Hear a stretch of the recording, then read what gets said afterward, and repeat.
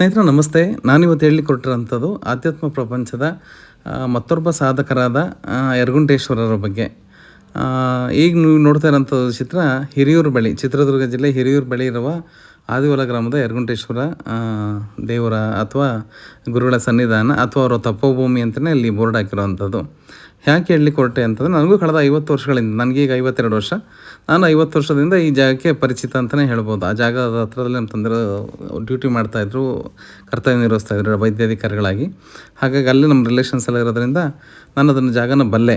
ಆದರೆ ಇತ್ತೀಚೆಗೆ ಮೊನ್ನೆ 2 ದಿನದ ಕೆಳಗಡೆ ಅಲ್ಲಿ ಯಾವುದೋ ಒಂದು ವಿಶೇಷ ಪೂಜೆಗೆ ಅಂತೇಳಿ, ಶ್ರಾವಣದ ಪೂಜೆಗೆ ಅಂತ ಹೋದಾಗ ಯಾಕೆ ಇದ್ರ ಇತಿಹಾಸ ಕೆದಕಬಾರ್ದು ಅಂತೇಳಿ ಹೊರಟೆ. ಅಂದರೆ ನಮ್ಮಲ್ಲಿ ಏನಿದೆ ಅಂತಂದರೆ, ವೀರಶೈವ ಸಮಾಜದಲ್ಲಿ ಅಥವಾ ಲಿಂಗಾಯತ ಸಮಾಜದಲ್ಲಿ ಗುರುಗಳು ಸಮಾಧಿ ಆಗಿರೋಂಥ ಸ್ಥಳನ ಗದ್ದಿಗೆ ಅಂತೇಳಿ ಕರಿತೀವಿ.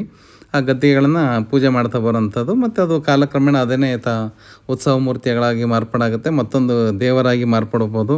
ಎಷ್ಟೋ ಜನಕ್ಕೆ ಗೊತ್ತೇ ಇರಲ್ಲ ಅದು ಗುರುಗಳದ್ದು ತಪೋಭೂಮಿ ಅಂತ, ಅದನ್ನು ದೇವರು ಅಂತಲೇ ಭಾವಿಸಿರ್ತಾರೆ. ಹೀಗೆ ಅವ್ರವ್ರಿಗೆ ಬೇಕಾದಂಥ ಆಕಾರಗಳನ್ನು ಅಥವಾ ರೂಪಗಳನ್ನು ಕೊಟ್ಕೊಂಡು ಅದನ್ನ ಆರಾಧನೆ ಮಾಡ್ತಾ ಇರ್ತಾರೆ.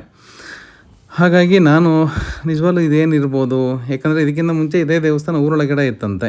ಇದು ಹೊರಡ ದೇವರು ಅಂತ ಹೇಳ್ತಾರೆ, ಆರಡನ ಭಾಷೆಯಲ್ಲಿ ಹೊರಡ ದೇವರು ಅಂತೇಳಿ ಕರೀತಾರೆ. ಇಲ್ಲಿ ಹೊರಮಠ ಅಂತಲೂ ಇದೆ. ಆ ಹೊರಮಠ ಅಂತಿದ್ದಂಗೆ ನಮ್ಮ ನಾಯಕನಹಟ್ಟಿ ತಿಪ್ಪೇಸ್ವಾಮಿಗಳ ಥರನೇ ಅಲ್ಲಿ ಗದ್ಗೆ ಇರ್ಬೋದೇನೋ ಅಂತ ಅಂದ್ಕೊಂಡು ನಾವು ಹೊರಮಠಕ್ಕೆ ಪ್ರಯಾಣ ಬೆಳೆಸಿದಾಗ ಅಲ್ಲೂ ಸಹ ಏನಾಗ್ತಾಯಿತ್ತು ಅಂತಂದರೆ, ನಾನು ಕೇಳಿದೆ ಅವ್ರಿಗೆ, ಅಲ್ಲಿ ಅರ್ಚಕರು ಏನಿದ್ದಾರೆ, ಪುರೋಹಿತರು ಏನಿದ್ದಾರೆ ಅವ್ರಿಗೆ ಕೇಳಿದೆ, ಇದು ಗದ್ಗೆನ ಗುರುಗಳದ್ದು ಯರಗುಂಟೇಶ್ವರಗಳ ಸಮಾಧಿನ ಇದು ಅಂತ. ಸಮಾಧಿ ಎಲ್ಲ ಗದ್ದಿಗೆ ಅಂತಂದರು. ಗದ್ದಿಗೆ ಅಂದರೆ ನಿಮ್ಮ ಅರ್ಥದಲ್ಲಿ ಏನು ಅಂತ ಕೇಳಿದಾಗ, ಇಲ್ಲಿ ನಿಷ್ಠೆ ಅಂದರೆ ತಪಸ್ಸನ್ನು ಮಾಡಿದರು ಈ ಜಾಗದಲ್ಲಿ ಯರಗುಂಟೇಶ್ವರರು. ಹಾಗಾಗಿ ಅವ್ರದ್ದು ಇದು ಜಾಗ, ಅವ್ರು ತಪಸ್ಸು ಮಾಡಿದಂಥ ಜಾಗ ಅಂತ ಹೇಳಿದರು. ಹಾಗೇನೇ ಅಲ್ಲಿ ಎದುರುಗಡೆ ಇದ್ದಂಥ ಅವ್ರನ್ನೂ ಸೇವೆ ಮಾಡಿದಂಥ ಒಬ್ಬರು ತಾತಯ್ಯ ಇದ್ರಂತೆ, ಅವ್ರದ್ದು ಸಮಾಧಿ ಇದೆ, ಅವ್ರ ಜೀವಂತ ಸಮಾಧಿ ಅಂತ ಹೇಳ್ತಾರೆ. ಅದ್ರ ಹಿಂದ್ಗಡೆ 2 ಗದ್ಗೆಗಳು ಕಾಣಿಸುತ್ತೆ, ಅದು ಅವ್ರನ್ನೂ ಸೇವೆ ಮಾಡಿದವ್ರದ್ದು ಅಂತ ಹೇಳ್ತಾರೆ.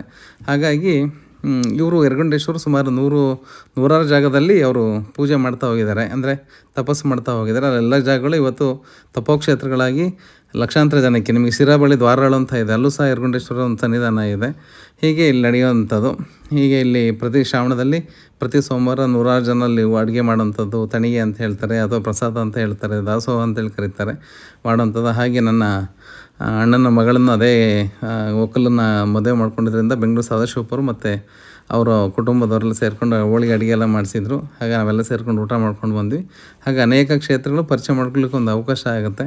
ಅದು ನನಗೊಂದು ಅವಕಾಶ ಸಿಕ್ತು ಯರಗುಂಟೇಶ್ವರನ ಪರಿಚಯ ಮಾಡಿಕೊಡ್ಲಿಕ್ಕೆ. ಹಾಗಾಗಿ ಇಷ್ಟು ಹೇಳಿಕ್ಕೆ ನನಗೊಂದು ತುಂಬ ಖುಷಿ ಆಗ್ತಾಯಿದೆ. ಯಥಾ ಪ್ರಕಾರ ನೋಡ್ತಾ ಇರ್ಬೋದು, ಇದೆ ಯರಗುಂಟೇಶ್ವರರ ದರ್ಶನ ಅಲ್ಲಿ ಆಗ್ತಾ ಇರೋವಂಥದ್ದು. ತುಂಬ ಖುಷಿ ಆಗುತ್ತೆ. ಯಾರಾದರೂ ಭೇಟಿ ಕೊಡ್ಬೋದು. ತುಂಬ ಒಳ್ಳೆಯ ಕ್ಷೇತ್ರ, ತುಂಬ ಚೆನ್ನಾಗಿದೆ. ಎಲ್ಲ ಕೆಲಸ ಆದಮೇಲೆ ದೇವರು ಒಂಟಿ ಆಗ್ತಾನೆ ಅಂತ ನಾನು ಹೇಳ್ತಾ ಇರ್ತೀನಿ ಯಾವಾಗಲೂ ನಮ್ಮ ಸ್ನೇಹಿತರಿಗೆ. ಹಾಗೆ ಅಲ್ಲಿವರೆಗೂ ಗಿಜಿಗುಡ್ತಾ ಇದ್ದಂಥ ಜಾಗ ರಾತ್ರಿ ಆಗ್ತಾ ದೇವರು ಸಹ ಒಬ್ಬಂಟಿಗನಾಗ್ತಾ ಹೋಗ್ತಾನೆ. ಮನುಷ್ಯನ ಜೀವನನ ಹಾಗೇನೇ ಒಬ್ಬಂಟಿಗನಾಗೋವಂಥದ್ದು. ಹಾಗೆ ದೇವರು ಸಹ ಅಷ್ಟೇನೇ. ಧನ್ಯವಾದಗಳು.